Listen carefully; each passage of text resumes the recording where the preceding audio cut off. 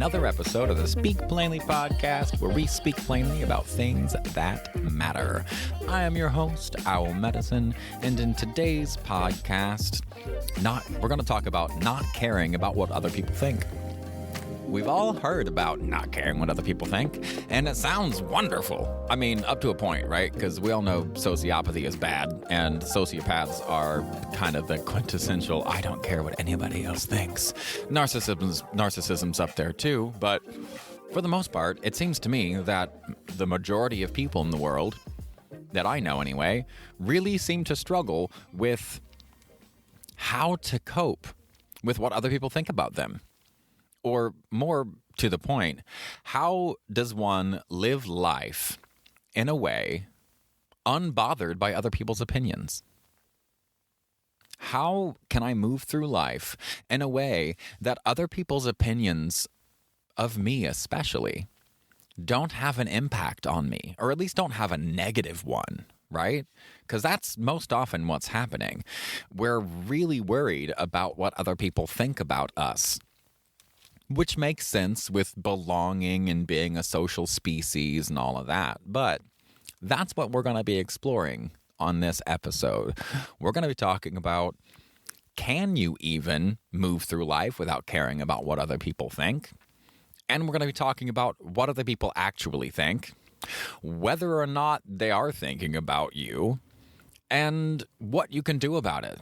And by the end of the episode, if you stick with me clear to the very, very end, I'm going to tell you exactly what you can do to make yourself not care what other people think. Are you ready for it? Because it's really exciting and really freeing. I literally, in this episode, am going to teach you how to not care what other people think. How's that? So, I had a sociology professor one time who told me, what I think of me doesn't matter. What you think of me doesn't matter. But what I think you think of me is everything. And that is sociology.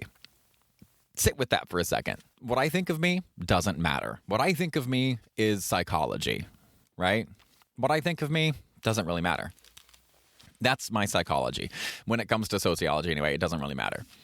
What I think of me, we know, is predicated on many things, and mostly the way that we were treated when we were young and the way that we interpreted that treatment has a huge impact on our version of ourselves and how we view ourselves.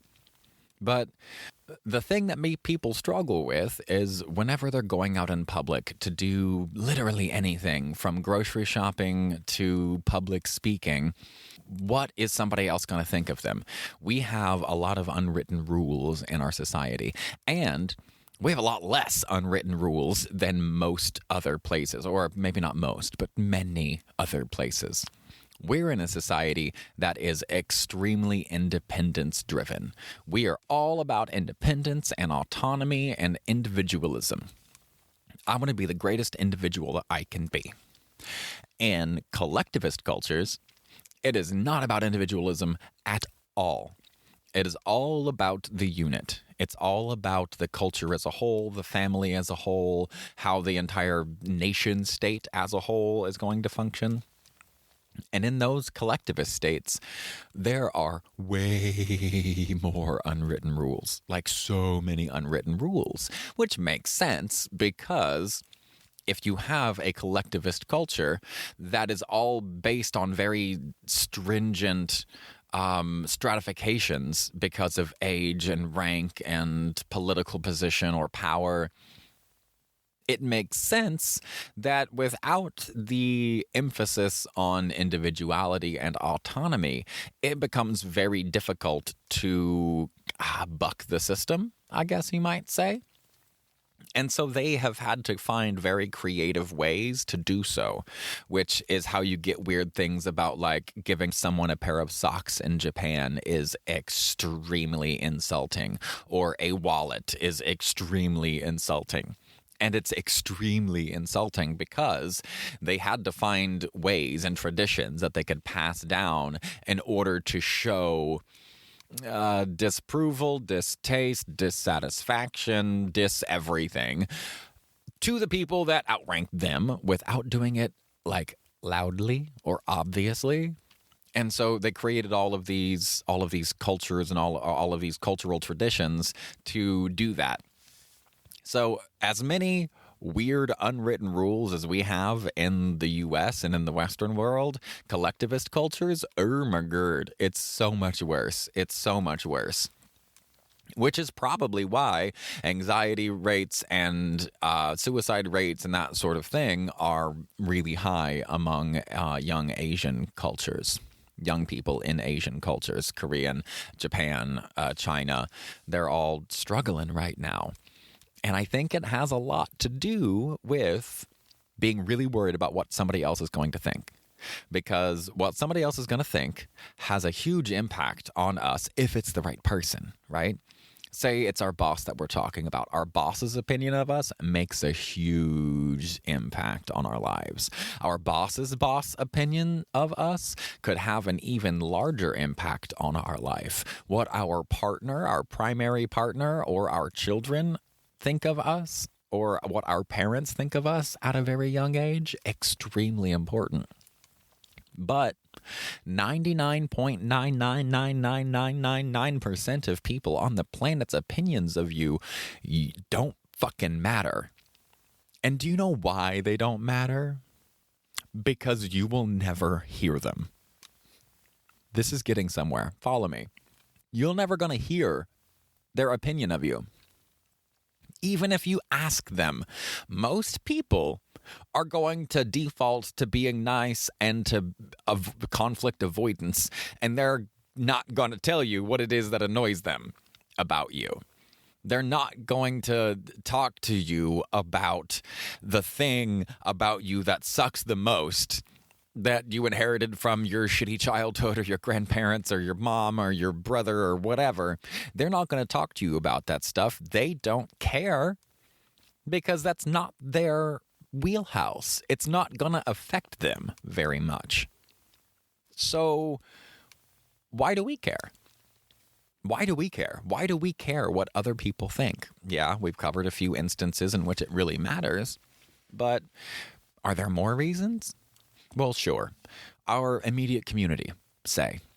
The people in our community that maybe have businesses or whatnot. So for me, I'm in a small town in the Pacific Northwest, and I am just starting to do more music. I'm starting to do more shows around. And the opinions of the bar owners and the restaurant owners that allow me to come in and play my music, their opinion of me matters. Because their opinion of me is going to determine whether or not I am allowed to go play music there and make some money and do what I love to do, playing music. So in there, that opinion matters. But again, 99.99999% of the world, I'm never going to know what they actually think. I'm never going to find out. They're never going to tell me. So why does their opinion matter to me? And the answer, I believe, is locked up in our evolutionary past.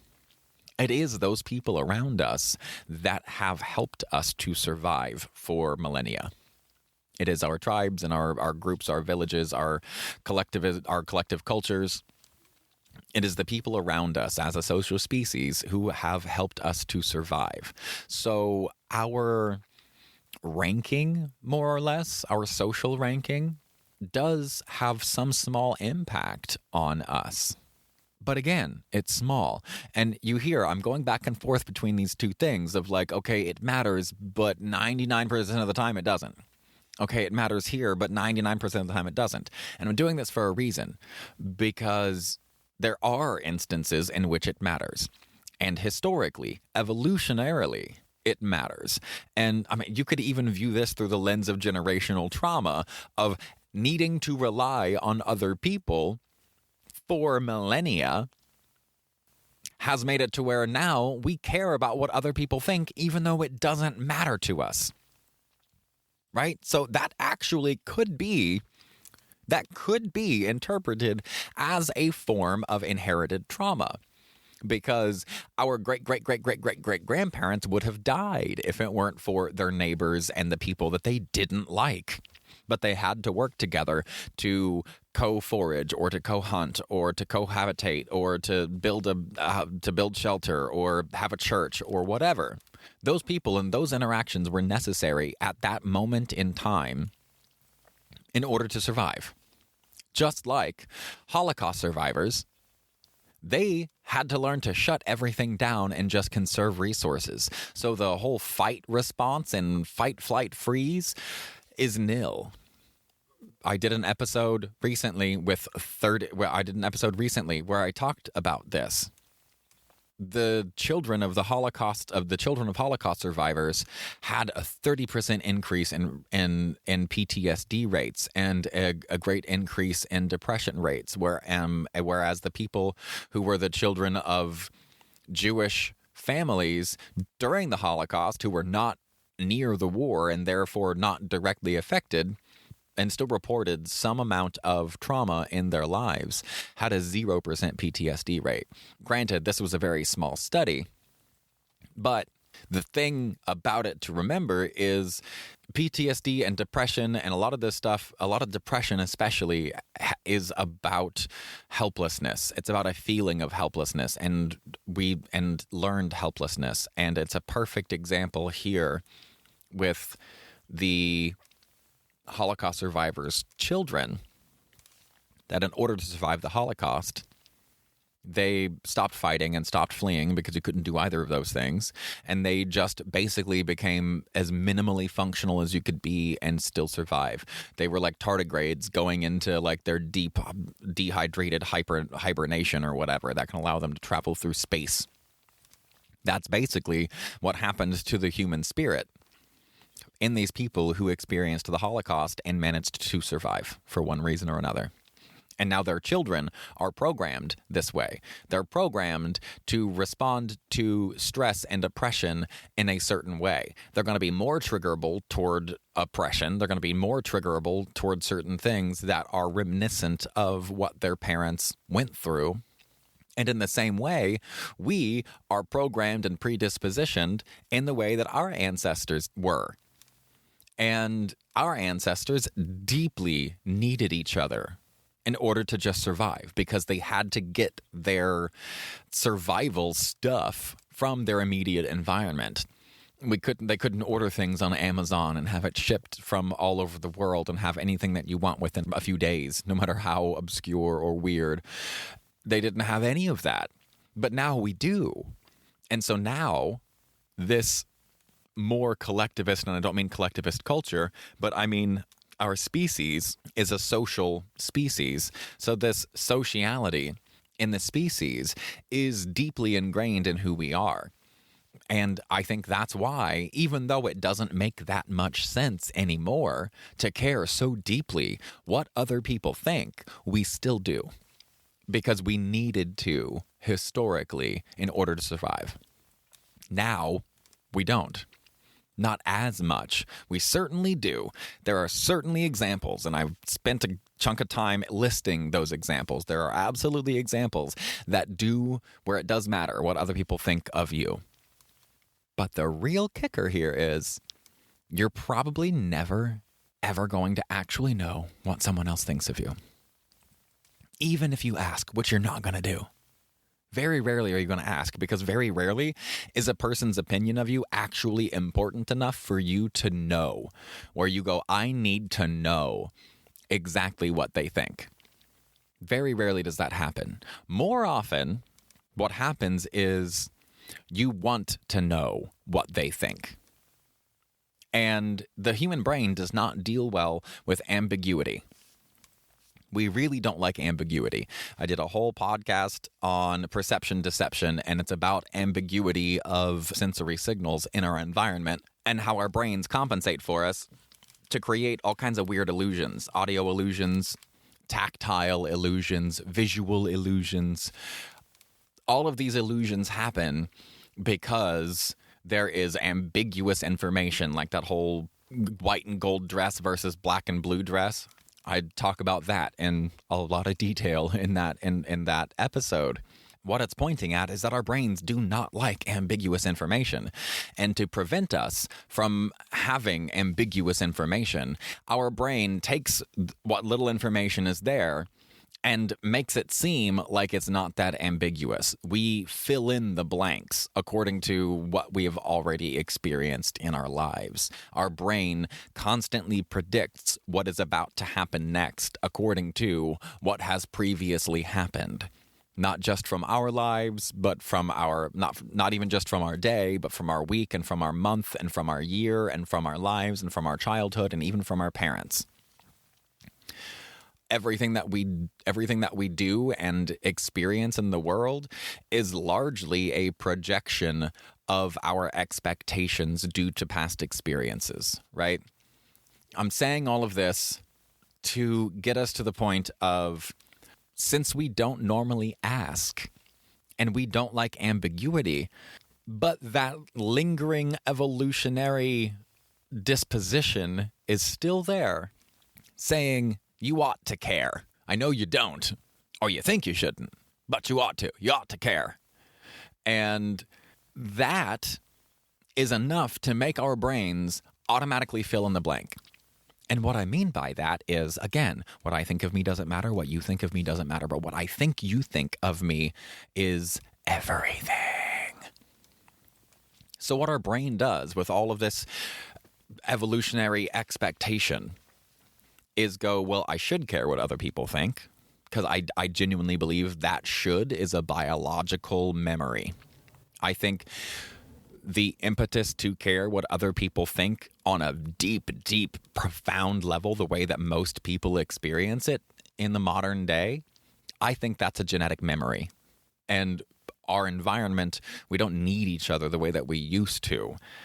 Like we do, but it's much harder to see because we're all so many steps removed from basically every aspect of our lives.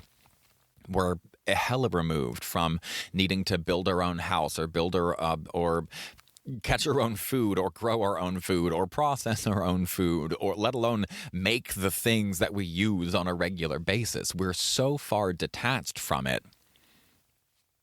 It's kind of mad. So when our brains automatically go to this, well, I should care, I ought to care, and I think that we all have this impetus because that is an evolutionary advantage that we gained through our ancestors, but the environment in which we live in now, that's no longer as important. We still have this lingering desire to resolve that. And what we do is then we assume a narrative about somebody else. So when we're kids, our parents will tell us, hopefully, if you do this, you might get made fun of. If you do that, you might get made fun of. If you do this, people are going to think this. And if you do that, people are going to think that. And it's true. If you do if you take a poop in the middle of class, you're going to get made fun of, especially if you poop your pants. So there are some things that you just don't do because they will get you made fun of, and that they will make you ostracized, and that's a real problem because evolutionarily, being ostracized meant death. And that same genetic memory that makes us want to care more than is actually necessary in the modern world, I think that same impetus is alive in this phenomenon.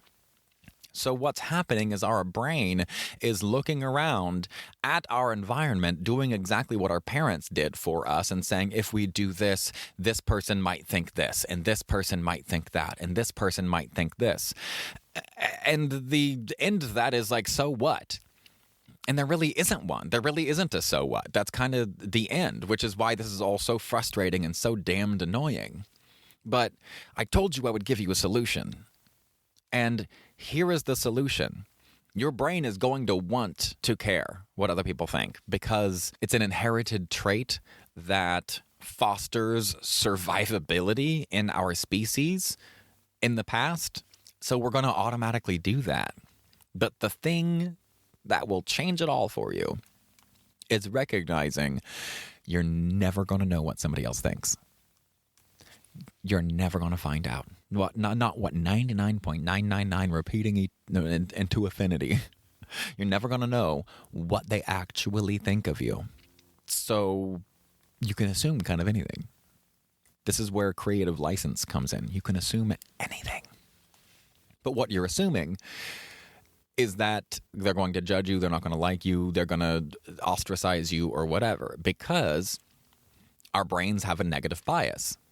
It's more important to remember which berry is going to kill you than it is to remember which one tastes the best. So we have a negative bias in our brain. Negative things that are threats, are more salient in our minds. Things that are threats are more important to our survival. So someone's disapproval of us is a threat to our survival on a biological level. Again, talking about evolutionary biology. Now, here's what you can do. What you can do is assume a different narrative for those people. For the people around you that you are thinking are judging you, or are going to judge you, or view you in a certain way, or lose respect for you if you do this thing that you want to do, what you have to do in order to stop caring what other people think is you need to give other people the benefit of the doubt. You need to give other people a different narrative. The narrative that you have in your head for other people is negative. And it's negative because it's about survival. All of this whole thing we've been talking about, the biology going from generation to generation, has all been about survivability of the bloodline. And if you can control what it is that you assume other people are assuming about you, and you're the only one who can do that, because again, what I think of me doesn't matter, what you think of me doesn't matter, but what I think you think of me is everything. So what's happening is I'm going, well, I think that this other person is going to judge me if I do this thing. So wait, hold on. If I'm assuming that you are assuming these things about me, that has nothing to do with you. And has everything to do with me, because now I'm assuming that you're being judgmental, which makes me judgy. I'm being judgy because I am assuming that you're being judgy about whatever it is that I want to do. This is internalized depression. Okay? There's ways it's not always internalized depression, but it's the exact same mechanism.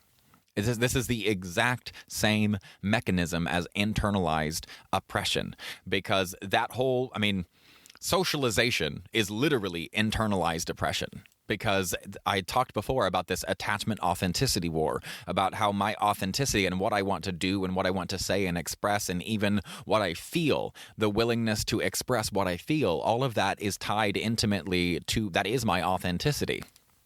And the authenticity versus attachment war is this battle between my own self-expression and how much self-expression can I have and still feel like I'm a part of the group that is going to help keep me alive. That's the attachment versus authenticity war. And that's what's happening here.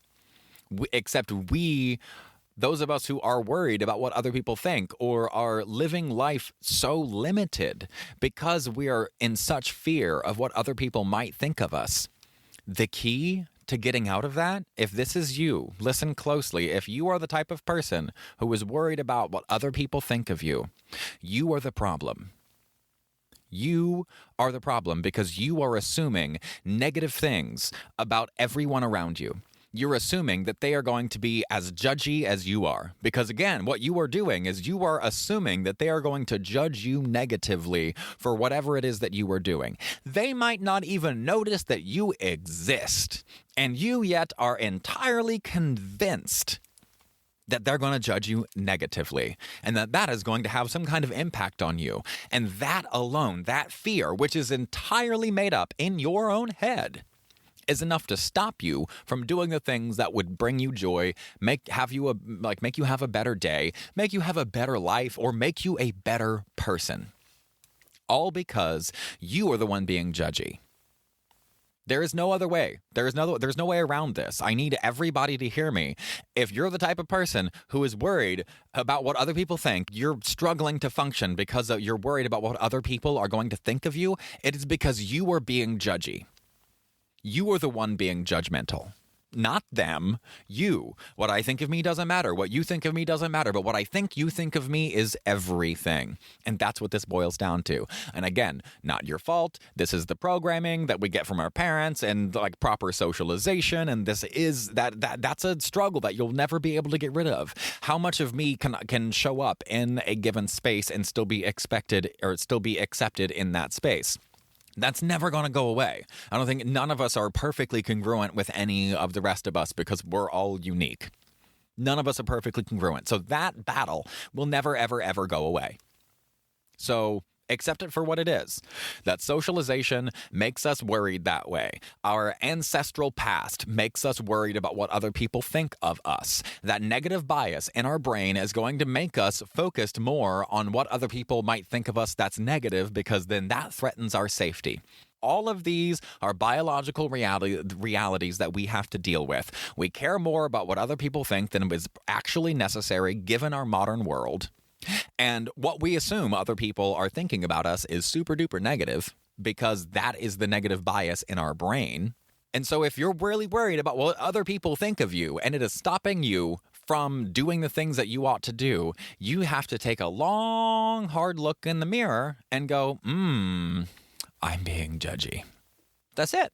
Because as soon as you realize that you're the one being judgmental and you are ascribing the same level of judgmentalness to all these other like fake people in your brain, because again, what they think of you doesn't matter. It'll never matter. You'll never actually know. But what you think they will think of you is everything. So these other people are made up in your head. They don't actually even exist. They're just like a name. And maybe if you know that person's name, they're just a name. Or they're just a person in the room with you. And now they're just a body. And you're projecting all of this narrative onto a body that you don't know the name of. Or it's a name of a person and you maybe have never seen them before and you're doing the same thing, projecting this narrative and this judgmental nature onto a name of a person. That's all you have. These are just concepts. That person's body with my narrative running in their head, that's just my own concept. That person's name with my narrative running through their head because of what I think they think of me is entirely my fault. It is entirely my responsibility because I'm the only one able to respond to that. Is that clear yet? If you're worried about what other people think, it is because you were the one being judgmental of other people and mostly yourself. If you're worried about what other people think of you, it's because you are the one being judgmental. So instead of trying to find a way to not be concerned about what other people think, I think that's a losing battle. I think that's a completely losing battle and there's no way around it. I think it's a complete waste of time to try and not care what other people think. I have millennia of genetic information that all points toward what other people think of me is really important for my survival. So trying not to care, not helpful. Recognizing that what other people actually think of you is not something that you'll probably ever be exposed to. And 99% of those fears are based on your projections of what you think the other person is going to think of you. That's power. Because now you can go, I'm assuming that because my brain is negative. We have that negative bias in our brain. That's super real and well documented. So I'm assuming the worst. Because assuming the worst is historically in our evolution going to most likely keep me safe longer. Cool. Accept that. Accept it and be like, all right, I'm judging them to be a judgy bitch because being a judgy bitch has actually been very useful in my evolutionary past. Now it's no longer as helpful, so I just need to recognize that they're not thinking these things about me. I am thinking these things about me. And then to re-regulate my nervous system, use your physiological sigh, which if you didn't catch that episode or any of the episodes that have the physiological sigh, I'll go over it again really quickly here. The physiological sigh is the quickest way to activate your parasympathetic nervous system and calm you down and get yourself re-regulated as fast as possible. And what happens in the physiological sigh is you take a big breath, as big as you can get, expand it, get all your lungs full, go, and then when your breath is full, then take a second breath on top of that breath and go, and then slowly exhale.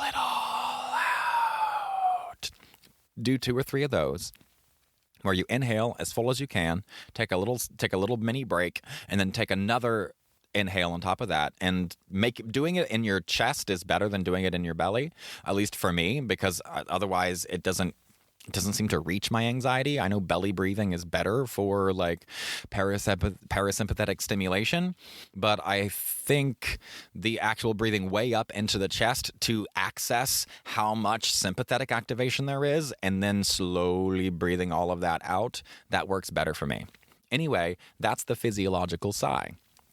So if you find yourself in a moment where you feel paralyzed because of what you think somebody else is going to think of you, recognize all the things I've just said about the evolutionary history that you have and the negative bias in the brain, and go, okay, I'm assuming these things, and that all makes sense. I got lots of good reasons for that, but it's not helpful. That's all. So in this moment, I'm going to recognize those things mentally, take a mental note, take a little break, take a big breath, second breath on top of that, and slowly exhale. Do that 2 or 3 times, and then come up with a new narrative. Come up with a new narrative for that person, a new believable narrative for that person. If you're worried about what your neighbor is going to think if you walk outside in your robe, come up with a new believable narrative. If you know that neighbor, then maybe they're funny and maybe they'll think it's a joke and something like that. Or maybe the narrative is that they won't even see you. Or maybe the narrative is that if they see you, they'll see you in the robe and be like, oh, that's cute. They're so comfy. They just walked out to get the mail in their robe. That's adorable. Because that's what I would think. And once I purposefully worked on my own judgmental nature, I stopped worrying about what other people were thinking, because I stopped attributing to malice what can be explained by ignorance. And that's the bottom line here. Your opinion of me, I am ignorant to. I am completely ignorant to your opinion of me. However, I still keep thinking it's malicious. I continue to think, those of us who are struggling with this, we continue to think that a person's opinion of us is malicious, when really we're ignorant of it. We have no idea what they think of us. And if we asked, it probably wouldn't be nearly as negative as we originally thought.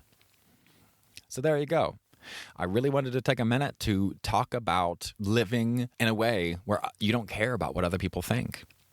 Like, it sounds like a wonderful way to be. A wonderful way to be, being able to move through the world without caring what other people think of you. It sounds wonderful. I don't think it actually can happen, though. I don't think that's an option just because of the biological machine that we inhabit. I think there's too much genetic material in there pointing us in the other direction. So if we really want to stop having the troubles that we have by being worried about what other people think of us, then we need to recognize that we have no idea what other people think about us, that what we assume other people are thinking about us is exclusively coming from our own brains. So it's actually us that's being judgmental, and if we want to feel less judged by the world, then we need to become less judgmental ourselves. And in those moments, you can take a big, deep breath, do your physiological sigh, recognize that you're assuming something that you have no evidence for, that you're not judging yourself for assuming that these things that you have no evidence for, because that's what our biology is predicated to do. And then you give yourself a little blessing, you give yourself a little peace and go, oh, yeah, that makes sense with all the crap that I now know about this stuff. And you simply create a new, non-paralyzing narrative for the people around you. Because the one that you had before that painted you as malicious, that's not real. And if you ask them their opinion of you, they're going to tell you the nice things more than likely, because that's the way people are. People would rather avoid conflict in general, so they're going to say nicer things to you than you probably expect. So if you're worried about it, you got to understand that all of that judgment is coming from you. And that's fine. Of course it is. That makes perfect sense with everything we know about evolutionary biology and conditioning, blah, blah, blah, blah, blah. But you're the only one. So take charge of that.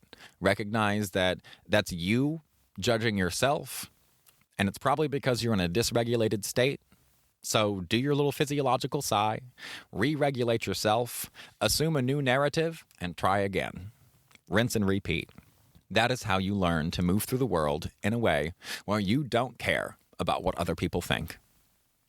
That's the closest I got for you. Thank you very much for joining me today. I hope that this was a fun podcast for you. I hope that you have a marvelous weekend. And remember, stay curious and stay uncomfortable.